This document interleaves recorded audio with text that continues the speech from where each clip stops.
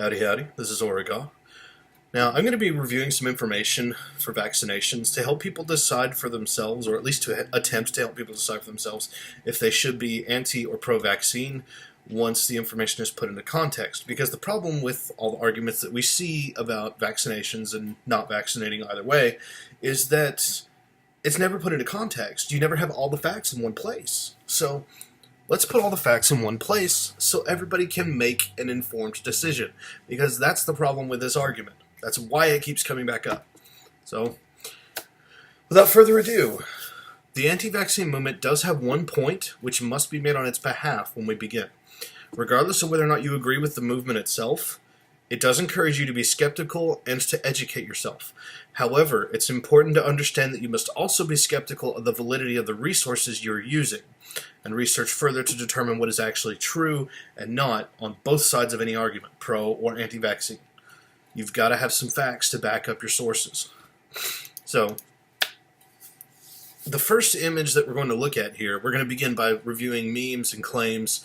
So please note that most of this information regarding this argument, most of the information on this entire topic basically just needs to be put into context, because the whole reason that it's in question is because nothing is in context. So, to begin directly, I'm going to post this meme. You'll probably see it in the image here in the video. How are unvaccinated children a danger to vaccinated children if vaccines work? That's a fair question, okay? So, vaccines do not make you immune to a disease. That is a common misconception, and it's completely understandable.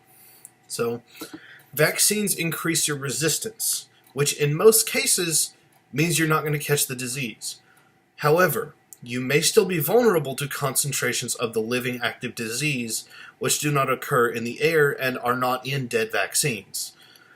So, even if you're vaccinated, you can still catch the disease from common bodily discharges that the disease produces itself with the attempt to spread itself. Yes, that's what diseases do. That is their entire goal in life, is to reproduce themselves and infect other people. So, what this means is a vaccine can protect against the airborne pathogen, which, in most cases, is not nearly as advanced or concentrated as a bloodborne pathogen or direct contact of the same disease.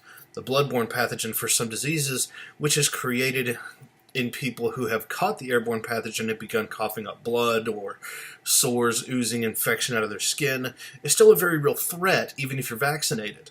So you may still be able to defend against it with a vaccine, even if you get direct contact, but the risk of catching the disease through direct contact is still more likely than catching it passively through the air if you're vaccinated. So, let's move on to point number 2. Anti-vaxxers tend to live in a whole household of like-minded individuals and have more like-minded friends, which increases the risk of outbreaks, and it can easily become a danger to anyone, even if they've been vaccinated, once a disease reaches a certain point. Point number 3. The previous reasons are especially true if an individual has an autoimmune disease. Even if you've been vaccinated, if you've got an autoimmune disease, you are more susceptible even with vaccinations. It doesn't matter. So, this is going to sound very brutal, but this is a point that needs to be made. I'm going to continue and attempt to be fair, but please hear me out. If you choose not to get a vaccine, you're making an active choice to increase the risk that you catch the disease. Just because you don't believe the vaccine is going to work completely, it is still going to help guard against the disease. And if you catch it by choosing not to vaccinate yourself, and you put someone with an autoimmune disease at risk, you may have accidentally chosen to kill that individual if they die from it. So, I know that's a heavy point, but let's continue. So, another anti-vaccination meme that I've been seeing is a chart that shows death rates when vaccines were developed. Now, the charts are accurate as far as the death rates and when vaccines actually came about. But the image is often accompanied by multiple links to CDC official articles on the disease's history and progression, as well as treatment and the eventual vaccination. The problem with this particular meme is that it's accompanied by a message stating that vaccines don't work and the claim that the charts prove it. This is not actually true. According to the articles from the CDC, which the author of the post containing the links did not actually read, basically, when a disease is a threat such as these, medical science is not able to immediately develop a cure or vaccine. It undergoes a certain pattern, as you'll see by the way it goes down. Diseases are identified as a threat. They're quarantined if possible, if it is too deadly, assuming a quarantine is possible. So treatments for symptoms are developed and administered to help reduce suffering and minimize death rates as quickly as possible. And then finally, the last step is a vaccine being both developed and administered if possible. The vaccine isn't made to cure the disease, it is made to slow and hopefully stop the progression and spreading of the disease altogether. That's the goal. It's still possible to catch most things that you're vaccinated for, but it is much, much, much less likely if you're vaccinated. Now, there are always exceptions. It's important to understand that.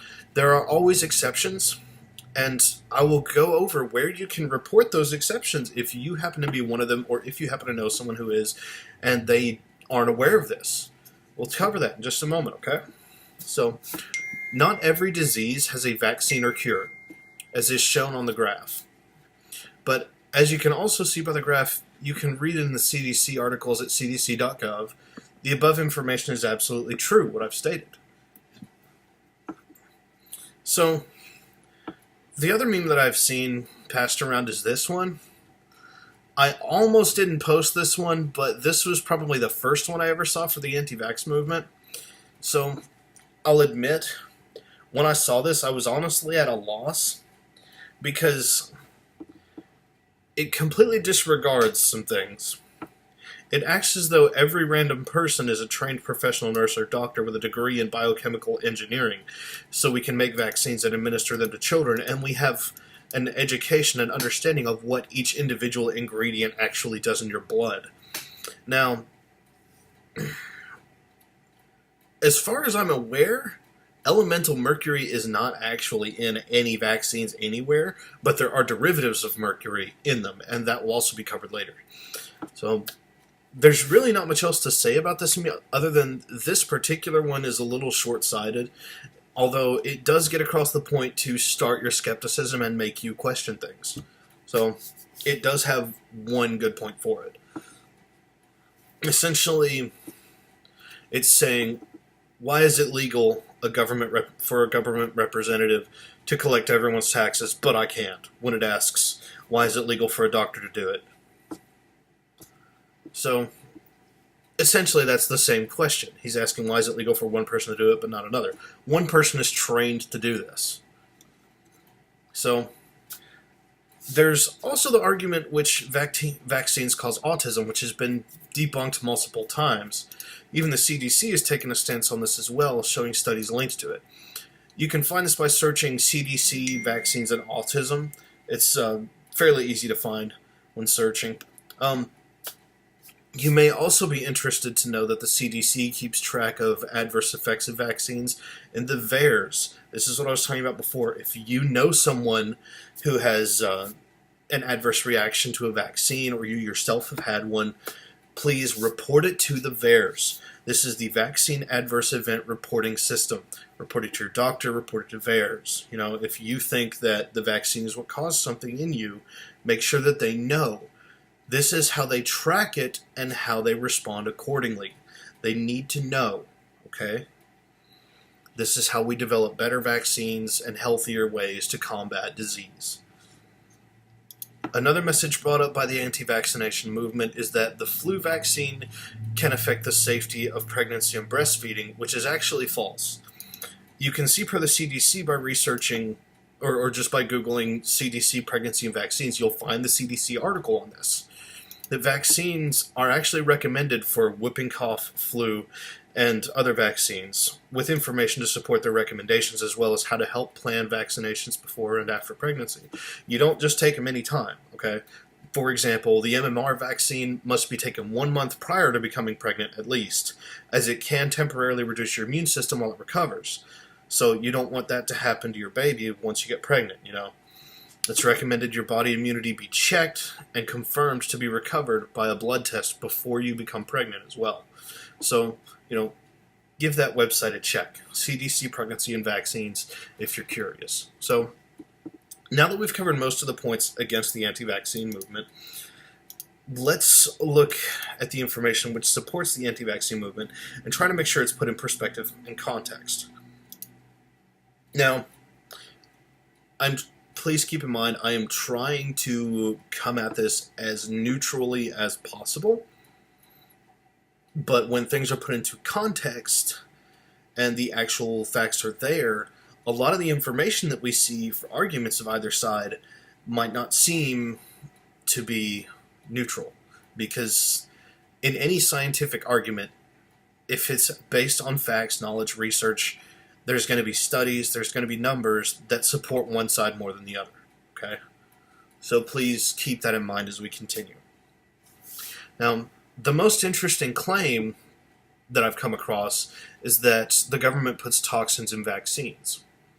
By definition, a toxin is an antigenic poison or venom of plant or animal origin, especially one produced by or derived from microorganisms and causing disease when present at low concentrations in the body.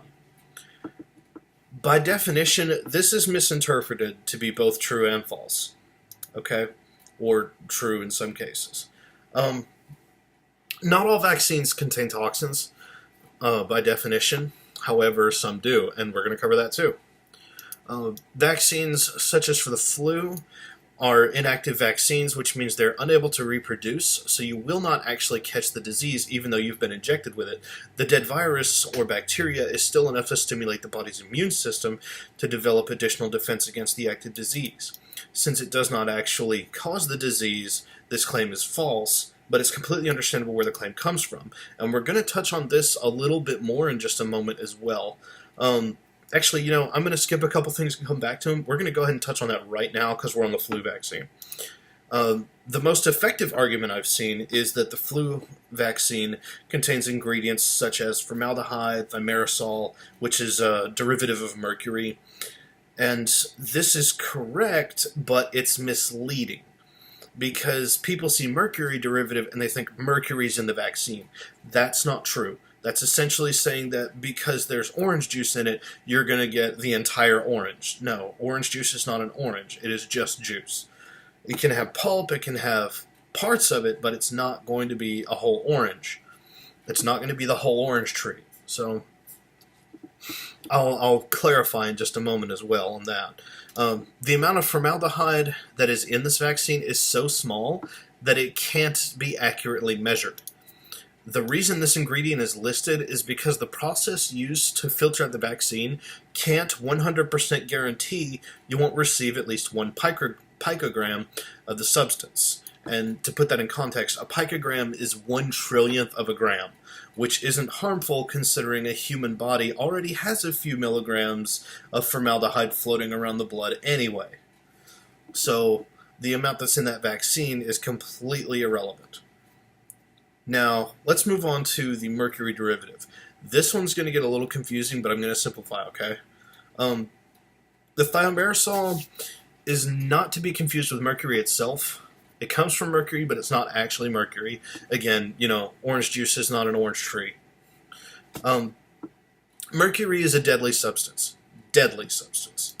Thimerosal is a toxic compound. However, thimerosal's toxicity depends on the amount that you are in contact with and how long you're exposed to it. It's measured in something called dose-response relationship or exposure-response relationship. I'll explain this in literal terms, and then I'll explain it in simplified terms. Dose or exposure-response relationship describes the change in effect on an organism caused by differing levels of exposure or doses to a stressor after a certain exposure time. In simple terms, what that means is this analyzes what that compound thimerosal will do to you based on how much of the chemical you're exposed to and how long you're exposed to it. Now, thimerosal filters out of your blood by your kidneys. It's already half gone in about a little over 2 days. because it doesn't continue to accumulate like a live disease would continue to build. This doesn't do that. It just filters out. So this is about 25 micrograms of thiomersal per year if you get an injection every year for the flu.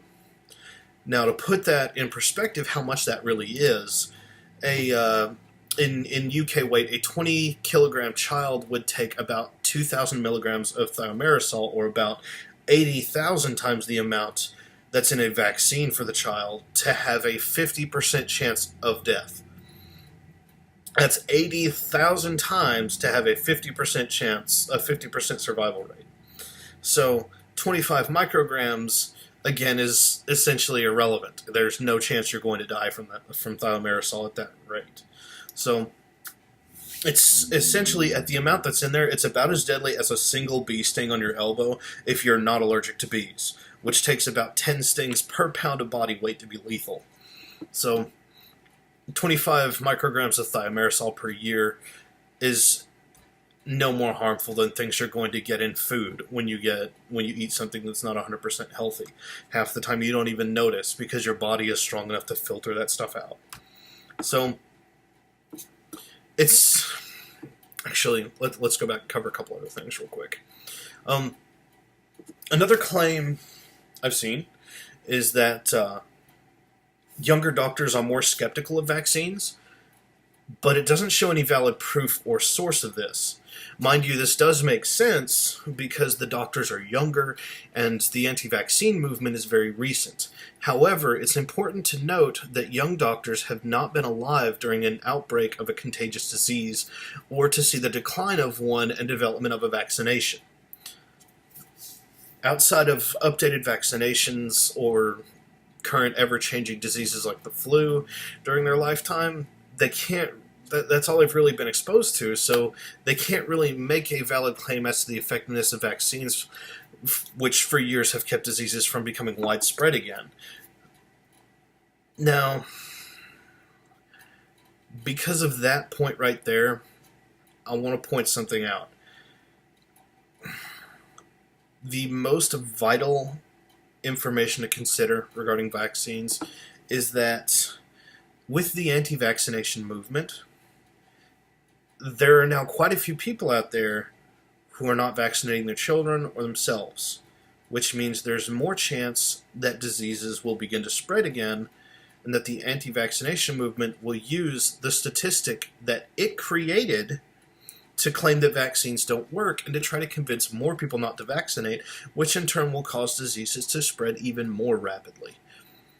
Now, it's going to take a while to show this because the population is increasing so much that the infection rates will have to go up even more to account for a higher percentage of people. So by the time it does, there's going to be a significant amount of people getting infected. So, moving on. There's also a claim that about 6% of physicians opt for vaccine exemption. Supposedly this is according to the CDC. This is claims to be based on physicians who opted out of the 2009 vaccination for panel physicians or technical instructions. For technical instructions, sorry, not or for. However, I literally spent hours trying to find where that 6% came from. I can't find any information which backs this figure up directly from the CDC. I can't find a video, I can't find an article anywhere that actually has a CDC representative saying 6%. I'm not saying it's not out there. Maybe I just can't find it. I'm sure somebody out there will probably find it and post it. And even if this is accurate, though, it's important to recognize that that means 94% of doctors still vaccinate. And of the 6%, this only states that 6% don't vaccinate on schedule, which means they could either not vaccinate at all, or they could choose to vaccinate, be late, or they could choose to only vaccinate for certain diseases that they believe could still be viable in their area or whatever. They could use their own criteria for that. All this means is 6% don't vaccinate right on date. For all we know, with such a low percentage, that could just be people that have plans that don't work out to have the vaccination dropped in the period of time which it requires. So, moving on, I'd like to reiterate that there are exceptions to every rule. That's why we have 6% of doctors or physicians who supposedly haven't been vaccinating on schedule. That's why you'll hear about some people who have an adverse reaction to a vaccination. That's the whole purpose of the VAERS. That's why that website exists, so you can report these adverse reactions and we can try to stop them. So, as they are very rare, it's important to understand that the adverse reactions are more rare than catching the disease after being vaccinated. So, after in-depth review, I can say that I'm going to vaccinate my children, and I suggest you do the same, but I'm not in control. That's entirely up to you. Because as far as any valid long-term study of information can determine, the only reason I've been able to find to be anti-vaccines is a lack of information or a lack of understanding for how disease progression and vaccines themselves work.